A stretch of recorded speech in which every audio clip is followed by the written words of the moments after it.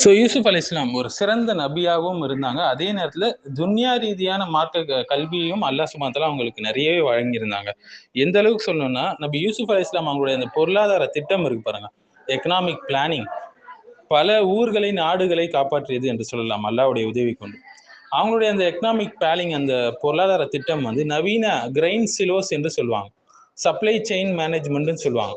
இதெல்லாம் முன்கூட்டியே அவங்க என்ன செஞ்சுட்டாங்க, இதெல்லாம் நவீன காலத்துல கண்டுபிடிச்ச விஷயங்களை 1400 வருஷத்துக்கு முன்னாடி அல் குர்ஆன் நமக்கு சொல்லி காட்டுச்சுங்க. யூசுப் அலி இஸ்லாம் அதெல்லாம் எப்பயோ செஞ்சுட்டாங்க. ஸோ நபி யூசுப் அலி இஸ்லாமுடைய வரலாறு நம்ம 21ஆம் நூற்றாண்டுக்கான சப்ளை செயின் மேனேஜ்மெண்ட்டை 1400 வருஷத்துக்கு முன்னாடியே நம்ம கற்றுக் கொடுத்துச்சுன்னு சொல்லாங்க. கால தஸ்ரஊன சப்அ சினீன தஅபன் ஃபமா ஹஸத்தும் ஃபதரூஹு ஃபீ சும்புலிஹி இல்லா கலீலம் மிம்மா தாக்குலூன். நீங்க தொடர்ந்து 7 வருடம் என்ன செய்யுங்க, பயிரிடுங்க, அறுவடை செஞ்சதை அதன் கதிர்களிலேயே விட்டு சேமித்து விடுங்கள், உண்ண வேண்டிய சிறிய அளவை தவிரன்னு சொல்லி யூசுப் அலி இஸ்லாம் சொன்னாங்க. சூரா யூசுஃப்ல 47வது ஆயத்துல நம்ம பார்க்கலாம். இன்னைக்கு உலகம் நம்ம பார்க்கலாம், ஃபுட் செக்யூரிட்டின்னு பேசுது, சப்ளை செயின்னு பேசுது, வேர்ஹவுஸ் லாஜிஸ்டிக்ஸ்ன்னு பேசுது, கோல்டு ஸ்டோரேஜ்னு பேசுது, கிரெயின் சிலோஸ்ன்னு பேசுது, பஃபர் ஸ்டாக்னு பேசுது. இதெல்லாம் வந்து எக்கனாமிக் ஃபோர்காஸ்டிங் பெருமையா பேசிக்கொள்றாங்க. ஆனால் இதெல்லாம் 1400 வருஷத்துக்கு முன்னாடியே குர்ஆன் சொல்லிச்சுங்க. மனிதன் வந்து மாடர்ன் எக்கனாமிக்ஸ், நவீன பொருளாதாரத்தை, பொருளியலை அறியாத காலத்திலேயே இதெல்லாம் வந்து அல்லாஹ் சுப்ஹானஹு வ தஆலா சொல்லி காட்டான். ஸோ நபியின் மூலம் உலகளாவிய பொருளாதார நெருக்கடியை ஹேண்டில் பண்ணக்கூடிய திட்டத்தை அல் குர்ஆன் நமக்கு காட்டுது. அந்த நபி தான் யூசுப் அலை இஸ்லாம். ஸோ கதிரிலேயே சேமிங்கன்னு சொல்லி சொன்னாங்க. ஏன் அப்படி சொன்னாங்க? இது சாதாரண வசனம் இல்லைங்க.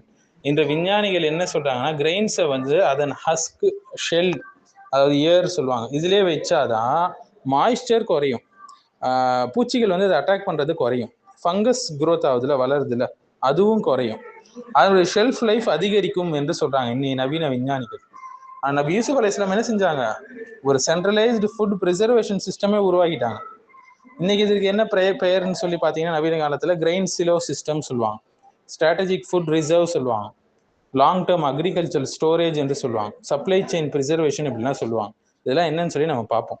இன்னைக்கு உலகம் என்ன செய்யுதுன்னா, அமெரிக்கா, சைனா, இந்தியா, ரஷ்யா எல்லா நாடுகளும் மேசிவ் கிரெயின் சிலோஸை வச்சிருக்கிறாங்க, மேசிவ் கிரெயின் சிலோஸை கட்டுறாங்க.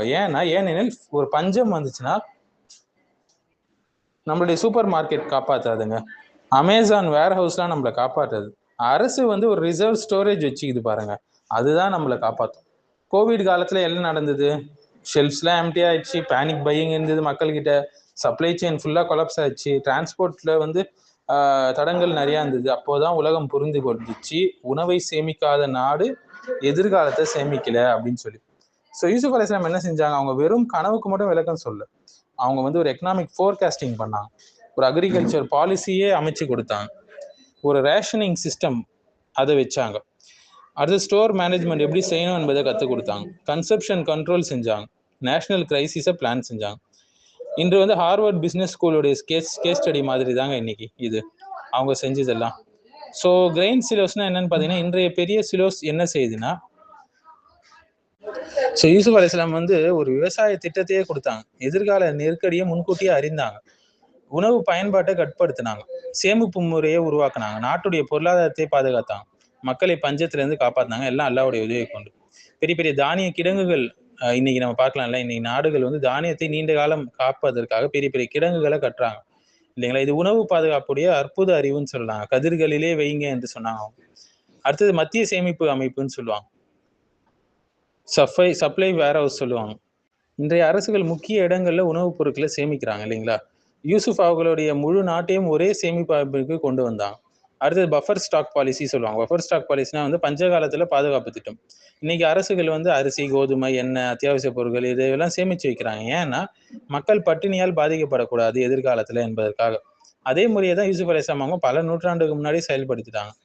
ஸோ இஸ்லாம் நமக்கு என்ன கற்றுக் கொடுக்குதுன்னா, சிலர் நினைக்கிறாங்க இஸ்லாம் என்பது வெறும் தொழுகை மட்டும்தான், நோன்பு, ஜக்காத் இது மட்டும்தான், வெறும் இந்த கிரியைகள் மட்டும்தான் செய்யணும்னு நினைக்குது. ஆனா குர்ஆன் என்ன கற்றுக் கொடுக்குதுன்னா, பொருளாதாரத்தை கற்றுக் கொடுக்குது, நிர்வாகத்தை கற்றுக் கொடுக்குது, தலைமைத்துவ பண்பை கற்றுக் கொடுக்குது, சமூக பாதுகாப்பை கற்றுக் கொடுக்குது, உணவை எப்படி நிர்வகிக்கணும்னு கற்றுக் கொடுக்குது, ஒரு நெருக்கடி மேலாண்மை எப்படி செய்யணும்னு கற்றுக் கொடுக்குது, எதிர்காலத்துக்கு எப்படி திட்டமிடணும் என்பதை சொல்லிக் கொடுக்குது. ஸோ முஸ்லிம் உலகிற்கான பாடம் என்னன்னு பார்த்தீங்கன்னா, பல நாடுகள் வந்து வெளிநாட்டு உணவின் மீது நம்பி இருக்கிறாங்க. உணவை நிறைய வேஸ்ட் பண்றாங்க, இஸ்ராப் செய்யறாங்க. சேமிச்சு வைக்கிறதுல பலவீனமாக இருக்காங்க. ஆனால் குர்ஆன் ஏற்கனவே நமக்கு வழிகாட்டுச்சுங்க. உண்மையான வளர்ச்சி என்பது பணத்தை சேமிப்பது அல்ல, நெருக்கடி வருவதற்கு முன் தயாராக இருப்பது தான் உண்மையான வளர்ச்சி. இன்னைக்கு உலகம் பொருளாதார கல்வி கற்குது, புதிய நிர்வாக முறைகள்லாம் உருவாக்குது, உணவு பாதுகாப்பு திட்டங்கள்லாம் அமைக்குது. ஆனால் ஒரு அல்லாஹ்வுடைய நபி சிறையிலிருந்து வெளிவந்து ஒரு முழு நாட்டையே பஞ்சத்திலிருந்து காப்பாற்றினாங்க. அவங்க கிட்ட இருந்தது என்ன? அல்லாஹ்வுடைய வழிகாட்டுதல், அல்லாஹ் கொடுத்த கல்வி அறிவு, அவங்களுடைய நம்பகத்தன்மை, அவங்களுடைய திட்டமிடக்கூடிய திறன், இது எல்லாமே இருந்தது. சூரா யூசுப் என்பது ஒரு கதை மட்டும் இல்லைங்க, அது ஒரு நாகரிகத்தையே காப்பாற்றிய அல் குர்ஆனிய வழிகாட்டுதல். இன்ன ஃபீ கஸஸிஹிம் இப்ரத்துன் லில் உலில் அல்பாப். அவங்களுடைய வரலாற்றுல அறிவுடையோருக்கு மிகப்பெரிய பாடம் இருக்குதுன்னு அல்லாஹ் சொல்றான் 111வது ஆயத்துல.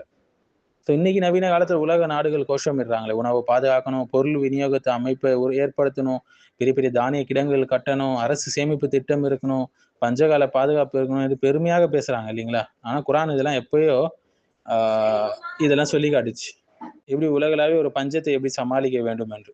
இதனாலதான் கதிர்கள்ல ஏன் விட்டு வைங்க, சேமிங்கன்னு சொல்லி யூசுப் அலைஹிஸ்ஸலாம் சொன்னாங்கன்னா, ஈரப்பதம் குறையும், பூச்சி தாக்குதல் குறையும், கெட்டு போவது தாமதமாகும், நீண்ட காலம் பாதுகாப்பா இருக்கும். அதனாலதான் அவங்க இப்படி சொன்னாங்க. இது ஒரு நீண்ட கால உணவு பாதுகாப்பு அமைப்பா அவங்க உருவாக்குனாங்க.